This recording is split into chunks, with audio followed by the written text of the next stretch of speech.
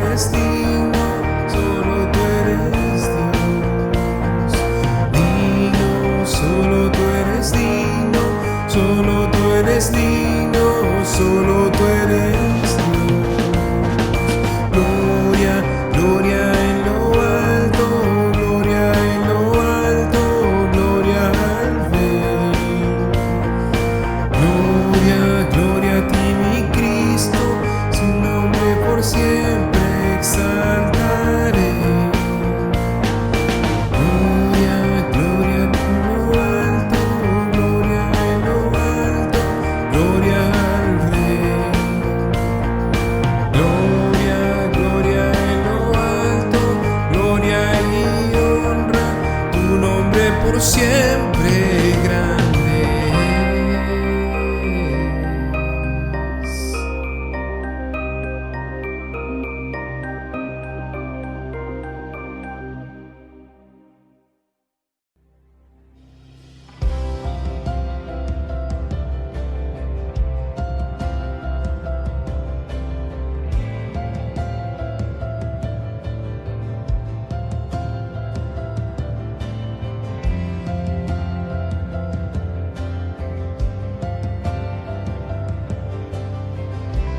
Mi esperanza está en Jesús, en su justicia y en la cruz.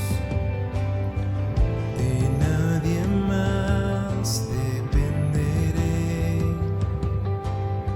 solo en su nombre confiaré.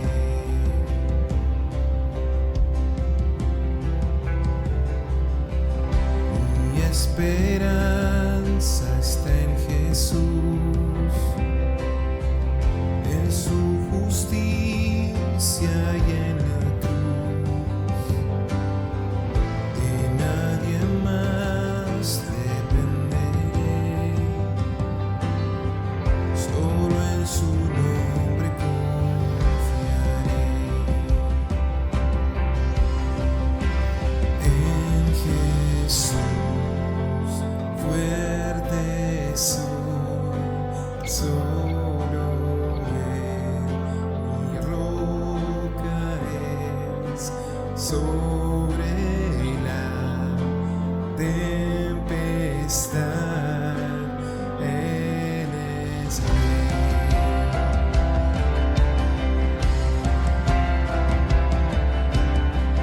Cuando no puedo ver su faz, sé que su gracia es siempre igual. A la tormenta venceré, mi ancla firme está en Él. Mi ancla firme está en Él. En Jesús fuerte soy, solo Él mi roca es. Sobre la tempestad Él es Rey. Él es Dios, Él es Rey.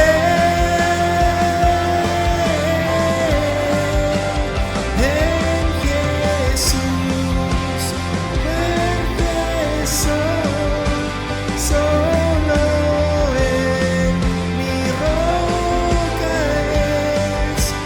Sobre la tempestad Él es Rey. En Jesús fuerte soy, solo Él mi roca es. Sobre la tempestad Él es Rey.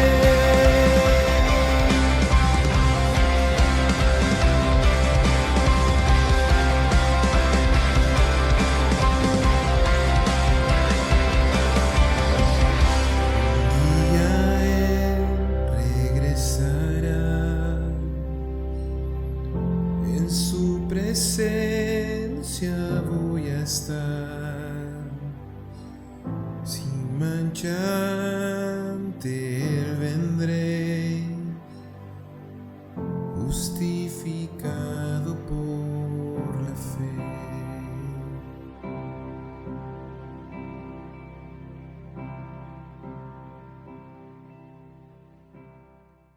Algunos de ustedes recordarán este himno precioso Una de sus estrofas dice así: de paz inundada mi senda ya esté, o cúbrala un mar de aflicción, mi suerte cualquiera que sea, diré, estoy bien con mi Dios.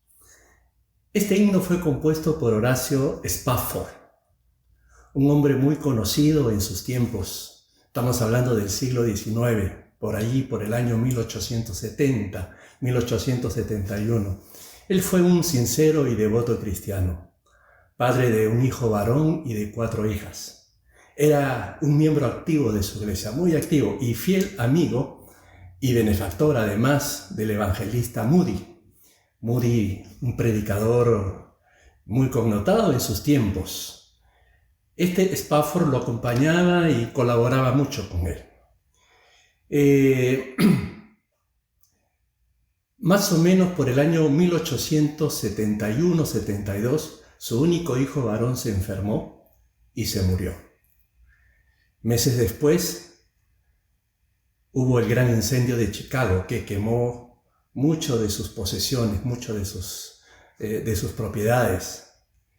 Después de 2 años de recuperarse, él decide irse de vacaciones con toda su familia, irse a Europa y de paso ayudar a Moody, que estaba en una campaña evangelística. Entonces él decide realizar este viaje con su esposa y sus 4 hijos. Y cuando él estaba a punto de viajar, inesperadamente se tuvo que quedar en Chicago por motivos de trabajo. Él tuvo que decirle a su esposa que lo sentía, pero que ella podía ir por delante y él después se unía. Y de esa manera toda la familia participaba de las vacaciones. Su esposa le dijo: no hay problema, el Señor nos va a cuidar.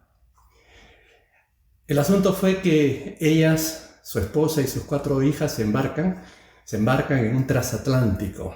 El nombre es Ville du Havre, nombre francés. El asunto que a medio camino, rumbo a Inglaterra, este transatlántico fue golpeado por un navío inglés, el Loch Eon. Y fue tan fuerte el impacto que en 20 minutos el barco donde iba la esposa y las hijas de Spafford se hundió. Lamentablemente sus 4 hijas fallecieron. Formaron parte del grupo de 226 víctimas que perdieron la vida en aquel accidente. En aquel entonces no había la rapidez de la comunicación como tenemos ahora. La esposa, cuando pudo llegar a Inglaterra, porque fue una de las pocas que pudo ser rescatada, envió un trágico telegrama. Un telegrama en donde le decía a su esposo: salvada estoy, pero sola. ¿Qué hago? Inmediatamente Spafford se embarcó a Inglaterra. Se embarcó para unirse con su quebrantada esposa y de esa manera juntos enfrentar ese dolor y esa dura prueba. Lo interesante fue que cuando su barco pasaba por el mismo lugar aproximado donde ocurrió el accidente, que se ahogaron sus hijas, en ese instante a él se le mezcla una profunda aflicción con aquello que tiene que ver de su inquebrantable fe y el deseo de ver a Dios detrás de todo eso. Al punto que en ese momento él escribe las palabras de ese himno al que yo les hacía alusión. Él va a decir: de paz inundada mi senda ya esté, o cúbrala un mar de aflicción. Mi suerte cualquiera que sea, diré, estoy bien con mi Dios. Otra estrofa dice: ya venga la prueba, o me tiente Satán, me amengue mi fe ni mi amor, pues Cristo comprende mis luchas, mi afán, y su sangre obrará en mi favor. Estas palabras que son vertidas en este himno revelan verdaderamente una fe fuerte, una fe firme, que tiene que ver con lo que hablábamos la semana pasada, bajo el tema La vida es difícil. Estuvimos hablando acerca de Job, un hombre con unas características extraordinarias: íntegro, honrado, honesto, temeroso de Dios, una persona que había sido bendecida en todo sentido de la palabra, bendecido materialmente, que fue conocido como el hombre más rico en aquella época, en esa región. Además tenía una gran familia, 7 hijos, 3 hijas, toda una familia. Un hombre que se preocupaba por la vida espiritual de su familia, los cuidaba, oraba por ellos, intercedía por ellos. Fue un buen padre, fue un buen esposo. En resumen, un hombre extraordinario, un modelo de persona. No solamente delante de su familia, sino también delante de toda la gente, delante de todos los ciudadanos. Cuando nosotros seguimos leyendo la historia, vemos cómo este hombre tan bendecido, tan extraordinario, su vida tomó un giro completo, un cambio de escenario. Este hombre que fue rico en buenas obras, que fue rico en bienes materiales, que fue rico en una linda armonía familiar, era el modelo de una buena vida. En una sola tarde, Job pasó de ser el hombre más dichoso del mundo a ser el hombre más desdichado sobre la faz de la tierra. De tenerlo todo pasó a perderlo todo. Es interesante que cuando uno lee el Nuevo Testamento, en las páginas del libro de Santiago, cuando se hace alusión a la vida de Job, se dice lo siguiente: He aquí tenemos por bienaventurados a los que sufren. Habéis oído de la paciencia de Job y habéis visto el fin del Señor, que el Señor es muy misericordioso y compasivo. Noten ustedes que a Job se le conoce por su paciencia. Es recordado por su perseverancia. Es recordado por la forma como él le hizo frente a las pruebas y a las dificultades. A él no se le recuerda por su riqueza, ni por la salud que tuvo en un tiempo o por la linda familia que tenía. Se le recuerda por esa paciencia y esa perseverancia después de haberlo perdido todo. Una persona como Job supo soportar carga sobre carga, resistir golpe tras golpe. Por eso que él se ha convertido en un sinónimo de paciencia y perseverancia. Queremos aprender de paciencia y de perseverancia, tenemos que leer el libro de Job. Tenemos que estudiar a este personaje que han quedado plasmadas en la palabra de Dios para que nosotros podamos de ella sacar tremendas lecciones. Mucha gente hasta la fecha, el mensaje de Job lo inspira. Por ejemplo, aquellas personas que tienen que hacer frente a una operación de alto riesgo. El mensaje de Job le ha sido alentador. Padres que están destrozados por la pérdida de un hijo. El mensaje de Job ha sido su aliento. Gente que ha experimentado bancarrota y quiebre, que se encuentran totalmente sin nada. El mensaje de Job ha significado un mensaje de aliento, de consuelo para sus vidas. Por eso que tenemos que recordar que lo que vivió Job fue tan duro, pero sobre todo inesperado y sorpresivo para él. Un día las cosas para él eran encantadoras, al día siguiente espantosas. Cuando toda su vida había sido fuerte y saludable, en un instante fue víctima de un dolor angustiante. Yo no sé si ustedes se han puesto a analizar y a ver que hay circunstancias que cuando uno pasa por un dolor, por un sufrimiento, más se sufre cuando no se sabe el motivo. Cuando no sabemos por qué estamos sufriendo, el dolor es mayor. Porque si uno supiera el motivo, busca la manera de resolver, de remediar, de pedir perdón, de buscar la forma de arreglar para no seguir con ese dolor. Pero cuando no existe ningún motivo, ningún pecado, cuando no hay a quién culpar, entonces ahí es donde empezamos a vivir en esa incertidumbre, en esa angustia, en esa preocupación de no saber por qué uno está sufriendo. Miren ustedes, vamos a buscar en nuestras Biblias el capítulo 1 del libro de Job. Vamos a leer de los versículos 13 al 22.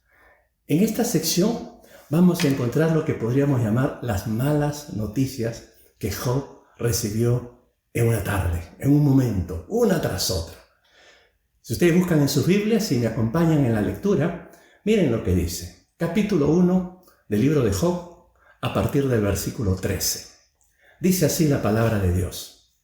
Un día cuando los hijos y las hijas de Job celebraban en casa del hermano mayor, llegó un mensajero a casa de Job con las siguientes noticias. Sus bueyes estaban arando y los burros comiendo a su lado cuando los sabeos nos asaltaron. Robaron todos los animales y mataron a los trabajadores. Y yo soy el único que escapó para contárselo. Mientras este mensajero todavía hablaba, llegó otro con esta noticia. Cayó del cielo el fuego de Dios y calcinó a las ovejas y a todos los pastores. Yo soy el único que escapó para contárselo. Mientras este mensajero todavía hablaba, llegó un tercero con esta noticia. 3 bandas de saqueadores caldeos robaron sus camellos y mataron a los sirvientes. Yo soy el único que escapó para contárselo. No había terminado de hablar el tercer mensajero cuando llegó otro con esta noticia. Sus hijos e hijas estaban festejando en casa del hermano mayor y de pronto un fuerte viento del desierto llegó y azotó la casa por los 4 costados. La casa se vino abajo y todos ellos murieron. Yo soy el único que escapó para contárselo. Job se levantó y rasgó sus vestidos en señal de dolor. Después rasuró la cabeza y se postró en el suelo para adorar y dijo: desnudo salí del vientre de mi madre. Desnudo estaré cuando me vaya. El Señor me dio lo que tenía y el Señor me lo ha quitado. Alabado sea el nombre del Señor. A pesar de todo, Job no pecó porque no culpó a Dios. En este relato vemos que de un momento a otro, Job fue sorprendido con terribles noticias. Es como esa llamada preocupante que nos llega a medianoche. Cuando uno recibe una llamada después de la medianoche, uno se preocupa, se inquieta, que probablemente esas no son muy buenas noticias. Yo estaba recordando precisamente hace ya más o menos más de 3 años. Recibí una llamada como a las 3 de la mañana.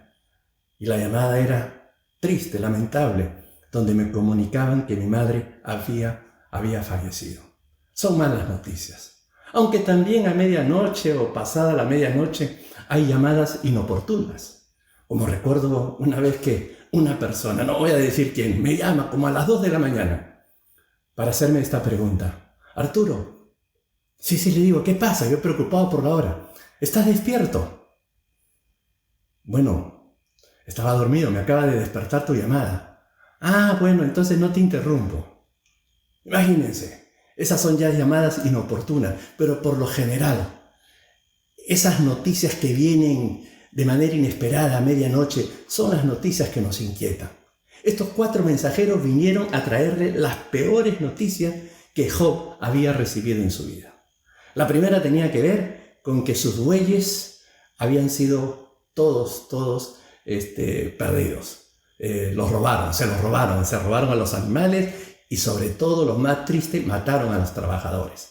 El segundo mensajero llega diciendo que había caído cielo del fuego y calcinó a las ovejas y a todos los pastores. Y él fue el único que escapó.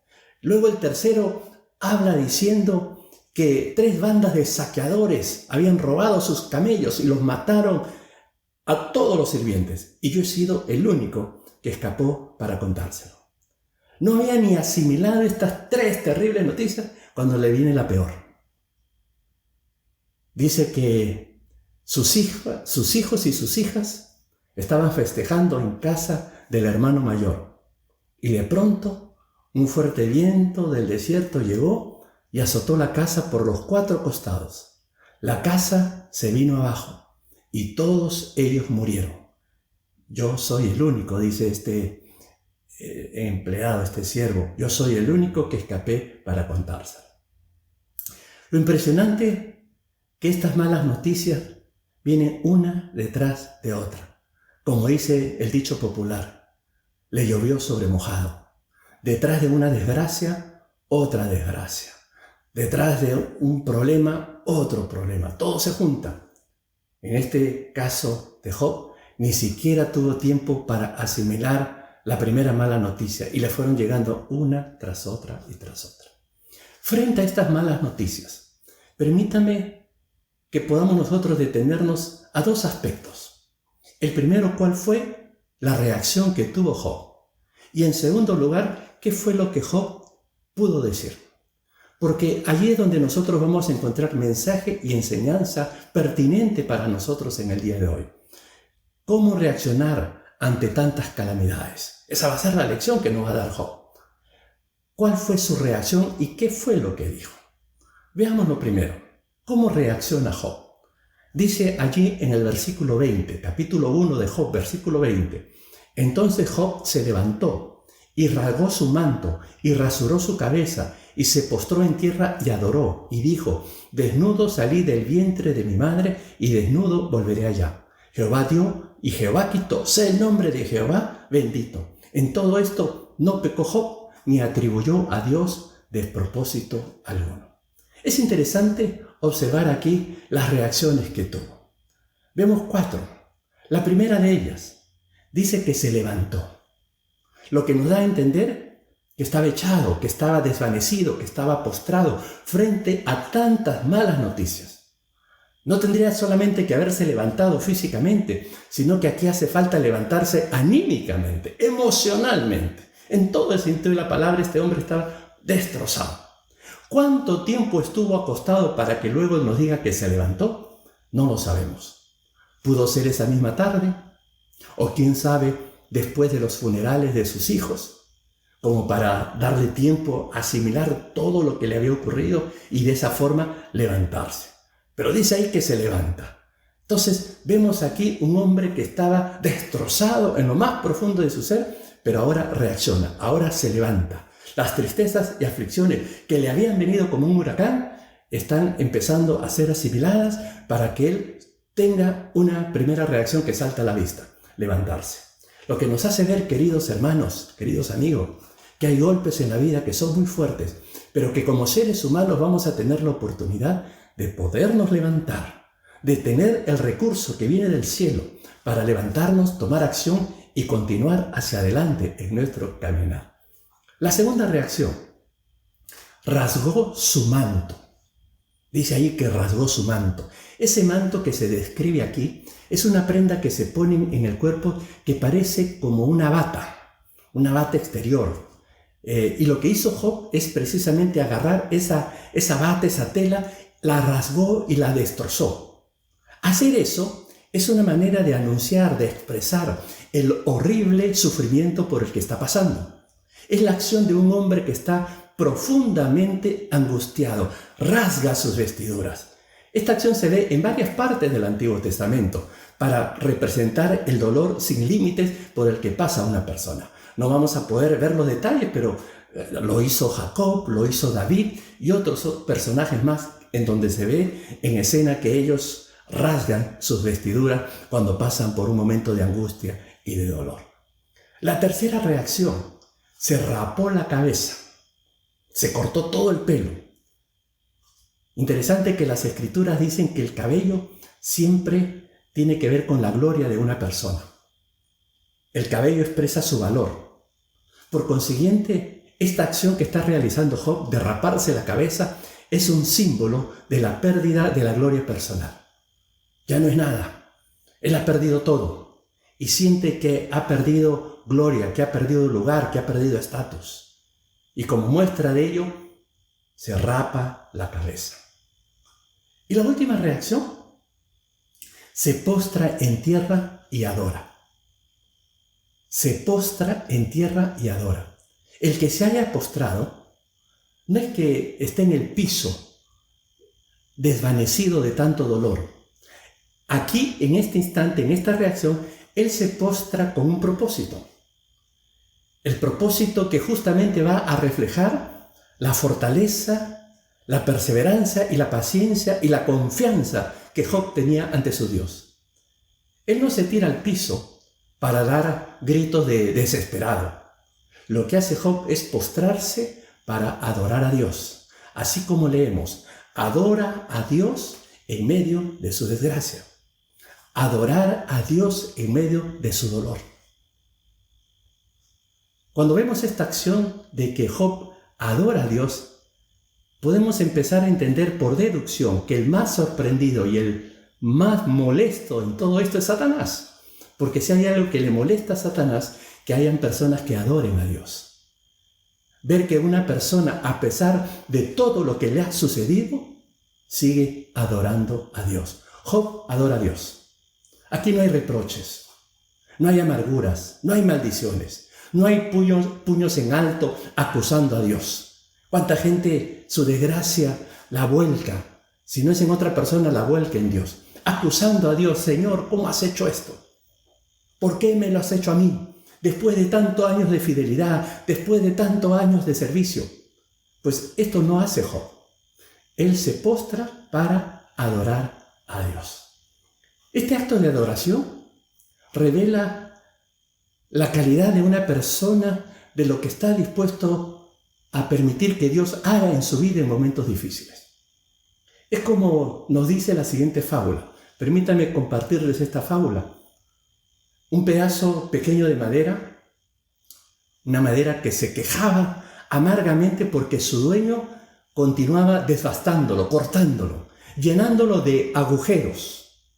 Pero el que estaba cortándolo sin ninguna contemplación no prestaba mucha atención a las quejas de esta madera. Este hombre estaba haciendo una flauta. De ese pedazo de madera de ébano era demasiado sabio como para desistir o parar de hacerlo. Aunque la madera se quejaba amargamente, este hombre que estaba trabajando parecía decir: pedacito de madera, sin estos agujeros, sin estos cortes, serías una rama negra para siempre, nada más que un pedazo inútil de ébano. Lo que estoy haciendo tal vez te haga pensar que te estoy destruyendo, pero más bien te convertiré en una flauta. Tu dulce música encantará las almas de los hombres y confortará a muchos corazones afligidos. Mis cortes te están haciendo porque sólo así puedes ser una bendición para el mundo. Interesante cómo cuando nos están cortando, cuando nos están haciendo un hueco, en esos momentos no entendemos. Y es muy posible que Dios está trabajando con nosotros para hacernos de bendición y para llevarnos a victorias que tal vez nunca habíamos nosotros pensado. Además de la forma como reacciona Job, es impresionante escuchar sus palabras. Miren ustedes, las palabras de Job. Job va a decir: desnudo salí del vientre de mi madre y desnudo volveré allá. Jehová dio y Jehová quitó. Sea el nombre de Jehová bendito. Aquí hay una gran verdad que debemos nosotros tener presente en el día de hoy. Miren lo que está tratando de decirnos Job. Cuando nacimos, todos llegamos desnudos. Y en la muerte, todos partiremos desnudos. No tenemos nada al nacer, no tenemos nada al partir. Por eso que nuestro tema el día de hoy lo llamamos así: vinimos sin nada y nos vamos sin nada. Por lo tanto, vamos a darnos cuenta que todas las cosas que nosotros podamos obtener desde nuestro nacimiento hasta nuestra muerte, todo es provisto por nuestro Dios, el dador de la vida. Entre nuestro nacimiento y nuestra muerte hay muchas cosas que vamos a lograr, pero no perdamos de vista que son prestadas. Job lo va a decir en un momento crucial y lo va a expresar con verdadera convicción, sin lamento, sin queja. Todo es de Dios. Él va a dar a entender que todo es prestado, que Él es un simple administrador, un mayordomo, que Él es el dueño de todo lo que ha obtenido en esta vida y que ha llegado un momento en que Dios se lo ha pedido. Esto, querido hermano, no es fácil asimilar. Hay que pensar en lo que efectivamente está diciendo, porque muchas veces nosotros tenemos la tendencia de aferrarnos a las cosas, de aferrarnos a la vida y no darnos cuenta de que si hay algo que obtenemos y logramos es por la gracia y por la misericordia de Dios. Por eso es bueno de cuando en cuando darnos una vueltita por casa, mirar las cosas que tenemos, esas cosas que nosotros valoramos, atesoramos, que las llamamos maravillosas. Recuerda son prestadas. Cuando manejes tu auto nuevo, último modelo, o tu carro viejito, recuerda, todo nos ha sido prestado. Por más que no le debas al banco, tú sigues siendo un encargado. Todo es un préstamo. Como nos lo dice Charles Swindoll en su libro de Job. Él usa un tono humorístico para explicarnos esto. Lo pone en estas palabras: seamos honestos. Usted y yo llegamos en un cuerpecito desnudo y no muy bonito para colmo. ¿Y qué tendremos cuando nos vayamos? Un cuerpo desnudo y muchas arrugas. Usted no se llevará nada porque no trajo nada, lo que significa que usted no tiene nada. Ni siquiera somos dueños de nuestros hijos. Nuestros hijos son de Dios, que nos los ha dado a préstamo, para cuidarlos, criarlos, educarlos, amarlos, disciplinarlos, apoyarlos, estimularlos y dejarlos ir. ¡Qué gran verdad! Todo lo que nosotros podamos tener en esta vida es prestado, las cosas materiales y los hijos. Dios nos los ha dado en préstamo. Por eso qué precisas son las palabras del apóstol Pablo cuando le escribe a su discípulo Timoteo. Él le va a decir así: después de todo, no trajimos nada cuando vinimos a este mundo, ni tampoco podremos llevarnos nada cuando lo dejemos. Así que si tenemos suficiente alimento y ropa, estemos contentos. ¿Se dan cuenta en estas palabras? No trajimos nada y tampoco nos vamos a llevar nada.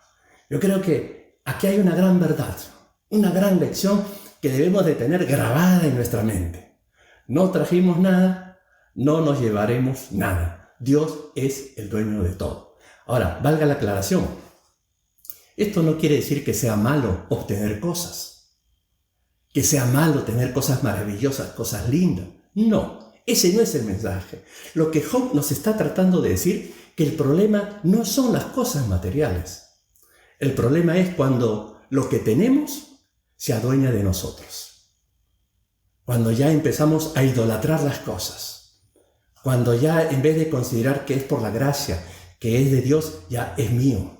Me adueño, me apropio. Y son las cosas que empiezan a dominar. Ray Stedman, un tremendo escritor cristiano, cuenta una anécdota. Dice que en uno de los viajes que tuvo que realizar por asuntos ministeriales, él había olvidado de llevar un traje elegante, porque una de las noches había una cena en donde él era el orador principal de la noche. Cuando él llega, se da con la sorpresa que se había olvidado totalmente del traje. Y dado que se acercaba la hora del compromiso, se dio cuenta que cerca del hotel había una funeraria. Y él estuvo dispuesto de ir y alquilar un traje que después sería usado por un cadáver, o un traje que había sido usado ya por un cadáver.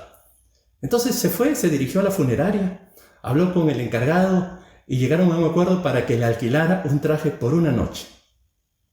Él cuenta que ese día, mientras se vestía, hizo lo que siempre hace antes de ir a una reunión: meter las manos a los bolsillos. Meter la mano a los bolsillos, pero no pudo. Y ahí es donde aprendió que los trajes de los cadáveres no tienen bolsillos. Porque cuando uno parte, es una muestra de que no necesita bolsillo, porque no va a llevar nada. Esto explica por qué Job pudo decir: Jehová dio y Jehová quitó. Sea el nombre de Jehová bendito. En todo esto no pecó Job, ni atribuyó a Dios despropósito alguno. Job no se sintió dueño de todo lo que tenía. Si nosotros entendemos eso, vamos a comprender mucho mejor cuando el dueño pide algo. Vamos a entender mucho mejor el lugar que nosotros tenemos como administradores. Y no vamos a sufrir como sufren algunos, que cuando el dueño les pide una partecita que tiene que ver con su diezmo y su ofrenda, les duele. Porque no están acostumbrados a entender este concepto que Dios es el dueño de todo lo que poseemos. En conclusión, no te aferres a las cosas. Esa sería la gran lección que nos deja Job en este capítulo. Que al hacer frente a las terribles y tristes noticias, él tuvo reacciones, que muestran su dolor, su congoja, su pena, pero también tuvo palabras que revelan lo que había en su corazón, que había ese desprendimiento, esa entrega, ese reconocimiento a que Dios es el dueño de todo. Quiero terminar con esta ilustración. Esto lo narra un especialista en construir puentes. Este especialista decía: cuando yo veo el puente del Golden Gate, ese puente que está en la ciudad de San Francisco, veo lo imponente que es. Recuerdo que un ingeniero debe tomar en consideración tres cargas o tensiones al diseñar el puente. ¿Cuáles son? Primero, el peso muerto. Segundo, la carga viva. Y tercero, la carga del viento. El peso muerto es el peso del puente. Tiene que considerar el ingeniero lo que va a pesar ese puente. La carga viva es el peso del tráfico diario que el puente debe soportar. Los carros que van a estar encima, todo el tráfico que va a circular. Y la carga del viento es la tensión de las tempestades que soplan contra el viento. Vientos, lluvias y todo lo demás. El diseñador planea anclajes que permitan que el puente pueda soportar todas estas cargas. Y este especialista concluye diciendo: nosotros también necesitamos anclajes que nos hagan posible soportar, primero, el peso muerto de uno mismo. Segundo, la carga viva de la vida diaria. Y tercero, la carga del viento de las emergencias. Y esto lo podemos hacer cuando ponemos nuestra confianza en Jesucristo. Él es el que nos va a dar las fuerzas para poder resistir esas tensiones, esos pesos. Necesitamos anclar en Cristo para que podamos sobrellevar las distintas dificultades, el peso mismo de la vida, las emergencias que ocurren. Cuán importante y cuán vigente se hace el día de hoy poner toda nuestra fe y toda nuestra confianza en Jesucristo. Por eso que Él nos invita a que nosotros pongamos nuestra carga, nuestra vida en Él, que dejemos que Él lleve nuestra carga. Y nuestro caminar será un caminar de descanso, un caminar de tranquilidad, un caminar de confianza, de esperanza, porque sabemos que realmente Jesús está con nosotros. Por eso, querido hermano, situaciones adversas vendrán, pero no hay mayor seguridad que podamos anclar nuestra vida en Jesucristo. Pon tu confianza en Jesús para hacer frente a las distintas dificultades que se nos pueden venir por delante. Vamos a orar, vamos a pedirle al Señor que nos ayude a que cuando vengan pruebas y dificultades sepamos reaccionar y que frente al dolor, frente a la pena y a la tristeza podamos realmente poner toda nuestra confianza en Jesús al punto que lo podamos adorar con todo el corazón. Vamos a orar. Padre nuestro, tú eres nuestro Dios. Tú eres aquel que nos soporta. Tú eres aquel que nos consuela. Por eso venimos ante ti, para poner toda carga, para poner toda pena, para poner toda tristeza, porque tú tienes poder para levantarnos. Oh Señor, toma toda aflicción y toda tristeza que pueda haber en el corazón de cualquiera de mis hermanos, de cualquiera de mis amigos, y que tú puedas, Señor, irradiar en sus corazones la esperanza viva que hay en Jesucristo. Gracias. Gracias, Señor, porque tú cumples tu palabra. Los ponemos en tus manos y a ti te adoramos. En el nombre de Jesús. Amén. Que Dios los bendiga, que Dios los guarde. A continuación, luego de este tiempo que hemos tenido con la palabra del Señor, vamos a recordar la responsabilidad que tenemos como hijos de Dios de darle al Señor de todo lo que Él nos ha bendecido. Darle nuestras ofrendas, darle nuestro diezmo.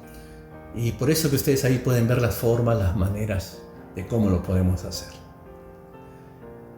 Damos gracias a Dios por lo que Él está haciendo en la vida de muchas personas, de ponerles ese anhelo y ese deseo de compartir, de dar para la obra del Señor. Realmente Dios les compense y Dios les bendiga de una manera muy, muy especial. Bueno, como dijimos al comienzo, pronto estaremos transmitiendo desde nuestro mismo local, allí en la ciudad de Miami. La dirección exacta, ustedes la pueden ver en nuestro link, pero se las recuerdo, es el 5631 Northwest 74 Avenida, Miami, Florida, en El Doral, ¿no? Ahí estamos ubicados. Pues pronto, Dios mediante, ya estaremos dándole los detalles para ir transmitiendo desde aquel lugar. Por ahora no me queda más que darles un abrazo virtual y el anhelo y el deseo que Dios les guarde, que Dios les bendiga y que nos podamos mantener siempre en el Señor. Y cuidémonos y que podamos, Señor, y que podamos en todo momento darle al Señor la honra y la gloria que Él se merece. Dios les bendiga.